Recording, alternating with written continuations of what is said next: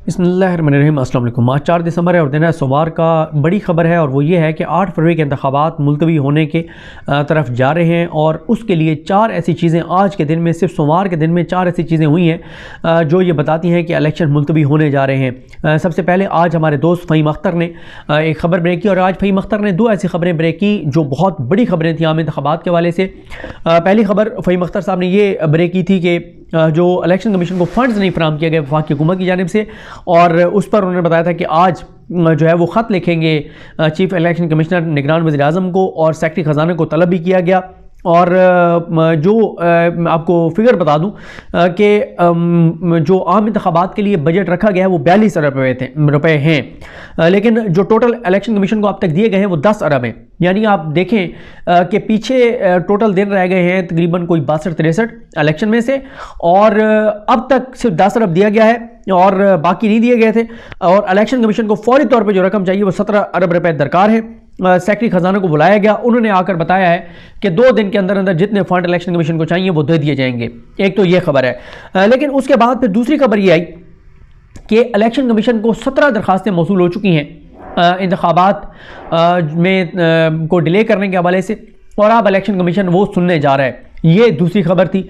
तीसरी खबर जो अभी आई है वो सबसे ज़्यादा इम्पॉर्टेंट है और उस पर मैं आपको बता दूं कि इलेक्शन कमीशन ने एक लेटर लिखा है सेक्रेटरी दाखिला को, जिसमें इलेक्शन कमीशन ने बताया है कि इलेक्शन कमीशन को टोटल चाहिए इलेक्शन करवाने के लिए सिक्योरिटी एहलकार 5,91,000 सिक्योरिटी एहलकार दरकार हैं, यानी तकरीबन 6 लाख सिक्योरिटी एहलकार दरकार हैं। और टोटल जो सिक्योरिटी एहलकार मौजूद हैं उनकी तादाद को अगर निकाल दिया जाए तो 2,70,000 मजीद सिक्योरिटी एहलकार उनको चाहिए इलेक्शन कमीशन को।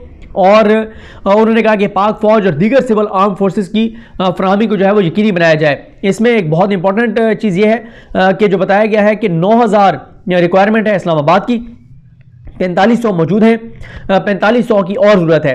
पंजाब में 2,77,610 सिक्योरिटी एहलकार जो हैं वो चाहिए और 1,08,500 जो है वो अवेलेबल हैं।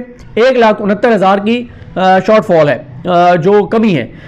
KPK में 1,49,000 जो है वो चाहिए, 1.5 लाख चाहिए, 92,000 हैं, 56,000 तकरीबन जो है 56,717 की कमी है। सिंध में इसी तरह से कोई 20-25,000 की कमी है। बलोचिस्तान में 13,769 सिक्योरिटी एहलकारों की कमी है। टोटल जो कमी है टोटल चाहिए 5,91,106, जो मुयस्सर हैं वो 3,28,510 हैं। 2,70,558 सिक्योरिटी एहलकार चाहिए। अब लेटर लिखा है सेक्रेटरी दाखिला को सेक्रेटरी इलेक्शन कमीशन ने, और उन्होंने कहा कि 72 घंटे के अंदर अंदर में आप हमें रिपोर्ट दें 7 दिसंबर तक। आप ये देखें कि ये चीज़ें बहुत पहले करने वाली थी, लेकिन इलेक्शन कमीशन इनको यहाँ तक लेकर आया है। यानी फंड्स नहीं मिले तो वो भी आज बता रहे हैं ये भी, और 17 दरखास्तें भी आ गई हैं। और MQM ने बहुत सख्त इल्ज़ामात लगाए हैं चीफ इलेक्शन कमिश्नर पर और इलेक्शन कमीशन पर, पैसे चलने का, पैसे लेने के। और इससे पहले आपको पता है कि इंटरनेशनल मीडिया में भी खबर आ चुकी है कि जो सुपर लाडला है उसके लिए हल्काबंदियाँ जो है वो की गई हैं। अच्छा, अब इसमें आप आ जाएँ इलेक्शन जो MQM है, MQM ने क्या कुछ कहा है। MQM ने जनाब एक तो आज बहुत सख्त प्रेस कॉन्फ्रेंस की है। उन्होंने कहा कि इलेक्शन कमीशन ने हल्काबंदियों पर पीपल्स पार्टी के तमाम नाजायज़ एतराज़ात कबूल कर लिए और हमारा एक भी जायज़ एतराज़ कबूल नहीं किया गया। अच्छा, ये इंपॉर्टेंस ये है जो MQM की चीज़ें आपको बता रहा हूँ कि MQM चैलेंज करने जा रही है हल्काबंदियों को आमिर फारूक साहब के पास, chief justice Islamabad high court के पास।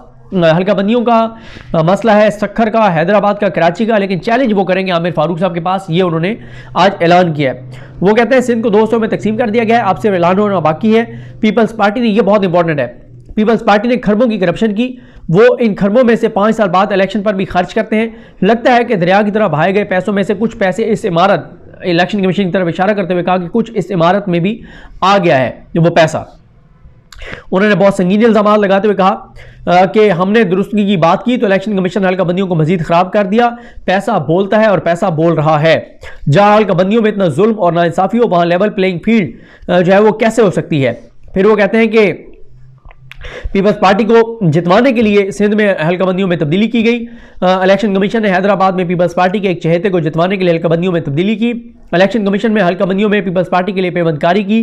वो कहते हैं कि जनाब हल्काबंदियों को इस्लामाबाद हाई कोर्ट में चैलेंज करने की तैयारी कर रहे हैं, लेकिन वो कहते हैं कि वो कुछ नोटिफिकेशंस हैं जो वेबसाइट पर अपलोड नहीं हुए, वो उनका इंतजार कर रहे हैं, उसके बाद हम चैलेंज कर देंगे। वो कहते हैं कि इलेक्शन कमीशन ने एक हल्के की हल्काबंदियों को पीपल्स पार्टी की खवातीन और बड़ों की 15 साल तक खिदमत करने वाले और पीपल्स पार्टी की खातिर माबराए अदालत कत्ल करने वाले को फ़ायदा देने के लिए तब्दीलियाँ की। यानी एक हल्के में उस शख्स को फ़ायदा पहुंचाने के लिए तब्दीलियाँ की जो 15 साल से खिदमत गुजार है पीपल्स पार्टी का, उनकी खवातीन का खिदमत गुजार है, उनके बड़ों का खिदमत गुजार है, उनके लिए माबराए अदालत कत्ल करता है, उसको फ़ायदा पहुँचाने के लिए के लिए इलेक्शन कमीशन ने तब्दीलियाँ की। खालिद मकबूल सिद्दीकी कहते हैं हमें चीफ इलेक्शन कमिश्नर से उम्मीद ज़रूर है लेकिन कम वक्त यकीन नहीं आ रहा। चीफ इलेक्शन कमिश्नर की टीम कंप्रोमाइज्ड है। इलेक्शन कमीशन सिंध के नुमाइंदे पीपल्स पार्टी के हलफ याफ्ता कारकुन हैं। पीपल्स पार्टी ने 1 माह पहले कहा था कि हमने अपना काम दिखा दिया है और इलेक्शन कमीशन में जो है वो कहते हैं कि वही हुआ जो पीपल्स पार्टी ने बताया था, और वो कहते हैं कि इलेक्शन कमीशन ने बाई डिज़ाइन जो किया उससे कबूल नहीं किया जा सकता। इलेक्शन कमीशन शफाफ इंतखाबात ना दे सका तो मुल्क के बहरानों में कोई गुना इजाफा हो जाएगा। इलेक्शन का जानिबदाराना होना नज़र आ रहा है। तो ये है जनाब चीज़ें। अब मैंने आपको 4 चीज़ें बता दी हैं, फंड्स, सिक्योरिटी, हल्काबंदियाँ, चैलेंज और 17 डिले की दरखास्तें जिसमें मुख्तलिफ वो चीज़ें हैं। अब आ जाए कुछ और भी आज की चीज़ों पर बात कर लेते हैं। वो उनमें से एक तो ये है कि मंजूर पश्तीन जो है वो आज गिरफ़्तार होंगे। मंजूर पश्तीन वो एक धरने में जा रहे थे, उनको जाते हुए गिरफ़्तार कर लिया गया है। हामिद मीर साहब जिनके बारे में सोशल मीडिया पर चल रहा था कि उनको जो है वो रुखसत पर भेज दिया गया है, उनका प्रोग्राम ऑफ एयर कर दिया गया उनको। तो मोहम्मद जुनैद साहब उनका प्रोग्राम कर रहे हैं। ये खबर तो दुरुस्त साबित हुई है कि वो प्रोग्राम नहीं कर रहे, लेकिन मोहम्मद जुनैद साहब का ये कहना है कि हामिद मीर साहब सालाना छुट्टियों पर हैं और 18 दिसंबर से प्रोग्राम करेंगे बकौल उनके, बाकी अल्लाह की ज़ात बेहतर जानती है। आज एक और काम हुआ है, काजी फाइज ईसा साहब के हक़ में फ़ैसला देने वाले 3 रिटायर्ड जजेज़ हैं और तीनों को नवाज दिया गया है। पहले मकबूल बाकर साहब हैं, उनको निगरान वज़ीर आला सिंध लगाया गया। दूसरे जस्टिस मज़हर आलम मियां खील साहब हैं, उन्होंने काजी फाइज साहब के हक़ में 6 जजेज़ ने फ़ैसला दिया था, 3 उस वक्त सुप्रीम कोर्ट में मौजूद हैं, 3 रिटायर हो गए। दूसरे जस्टिस मज़हर आलम मियां खील साहब को आज निगरान वफाकी हुकूमत ने मसाबकती एपलेट ट्रिब्यूनल का चेयरमैन लगा दिया है। तीसरे जस्टिस मंजूर अहमद मलिक साहब को आज काजी फाइज ईसा साहब ने जुडिशल कमीशन पाकिस्तान का मेंबर बना दिया है रिटायर्ड जज के तौर पर। ये जनाब सूरत हाल है। इसके अलावा जो है वो इमरान खान साहब के जो बयानात आज टीवी पे बहुत ज़्यादा चले, तो अब पैमरा ने नोटिफिकेशन कर दिया है, डायरेक्टिव जारी कर दिया और कहा है कि उनके बयानात जो है वो टीवी पर ना चलाए जाएँ। यानी डायरेक्ट इमरान खान का नाम नहीं है, लेकिन कहा गया कि सानिया 9 मई के ज़िम्मेदारान, सहूलतकार और जो उसके पीछे थे उनको ग्लोरीफाई ना किया जाए और उनके बयानात इस तरह ना चलाए जाए। और ये हो गया। इसके अलावा जनाब मैं आपको बता चुका हूँ कि एक ख़ातून को बतौर एंकर भी लॉन्च किया जा रहा है और आज उनका पहला इंटरव्यू भी हो रहा है और वो है रियाम खान साहिबा। कोई वो मैटर नहीं करती, वो कोई भी उसमें कोई इम्पेक्ट और वो चीज़ें नहीं वो कर सकती। साथ ही सिंध हाई कोर्ट ने जो है वो कहा है कि अगर हलीम आदिल शेख को गिरफ़्तार करना है तो उसके लिए इजाज़त लेनी होगी अदालत की। उस पर हमारे दोस्त हैं वसीम मलिक, उन्होंने ये ट्वीट किया कि अगर सिंध हुकूमत उनको गिरफ़्तार करना चाहती है तो सुप्रीम कोर्ट में चैलेंज करें। काजी फाइज ईसा साहब सरदार तारिक मसूद साहब के पास ये केस लगाएंगे और सरदार तारिक मसूद साहब सिंध हाई कोर्ट का ये फैसला कलअदम कर देंगे। इसके अलावा इमरान रियाज खान साहब ने आज ट्वीट किया है, उस पर भी मैं आता हूँ। वो ट्वीट इमरान भाई का कहाँ गया, अभी सामने आ जाएगा। और एक लिस्ट आज दी गई है इंटरनेशनल मीडिया की और मीडिया की इनको जज अबुल हसनात साहब को, ताकि अगली समात पर जो है वो इंटरनेशनल मीडिया के नुमाइंदे भी हों। इमरान खान भी चाहते हैं कि इंटरनेशनल मीडिया इमरान खान के जो केस की कवरेज करे। अच्छा, उसके बाद आ जाए जनाब, ये मैं आपको इलेक्शन कमीशन वाली बता चुका हूँ। सनम जावेद का बता दूं आपको कि सनम जावेद की एमपीओ के तहत नज़रबंदी के अहकामात जारी हो गए और पंजाब हुकूमत के वकील ने लाहौर हाई कोर्ट को बताया है और अब जो उनकी फैमिली है उनके वकील इस नोटिफिकेशन को चैलेंज करेंगे कि एमपीओ के तहत उनको जो नज़रबंद 30 दिन के लिए नज़रबंद कर दिया गया है कि उनकी वजह से सिक्योरिटी जो है वो ख़तरा हो सकता है। इसके अलावा आदिल निज़ामी साहब ने, क्योंकि अभी रिएक्शन आ रहा है इमरान खान साहब के जो आज उन्होंने जेल में गुफ्तगू की, उस पर आदिल निज़ामी जर्नलिस्ट हैं, वो कहते हैं सियासत में खामोशी चल रही थी, आज इमरान खान की सहाफ़ियों से गुफ्तगू बाहर निकली तो भौचाल आ गया, खान डट गया है। वैसे उमर फैज़ान कहते हैं कि सिर्फ बयान बाहर आया है, सोचें वो खुद आ गया तो क्या होगा। लतीफ़ शाह साहब हमारे जर्नलिस्ट हैं, वो कहते हैं कि आज इमरान खान की जेल ट्रायल के दौरान सहाफ़ी से गुफ्तगू ने कई माह से बनाए गए बयानी को वार दिया। अचानक टीवी चैनल्स पर कवरेज मिलना हैरान कुन था। लगता है चीखो पुकार कुछ दिन तक शुरू हो जाएगी, लेकिन अब तो खैर वो पाबंदी लगा दी है मीडिया पर। और इसके अलावा इमरान राज खान साहब का ट्वीट ये है कि इमरान खान ने आज जेल से एक बार फिर साबित किया है कि उसने दिल नहीं छोड़ना।